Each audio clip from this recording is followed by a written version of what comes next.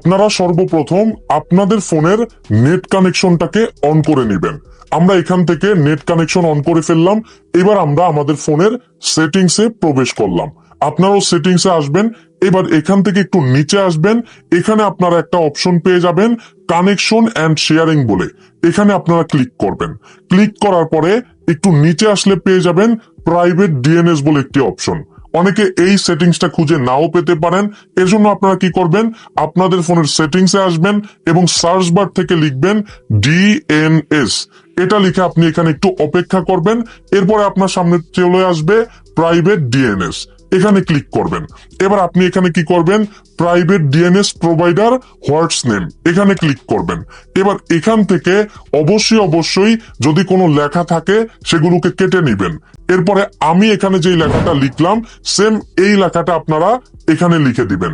Screenshot নিয়ে নিতে পারেন। এই লেখাটা লিখে আপনারা জাস্ট সেভ অপশনে ক্লিক করে দিবেন।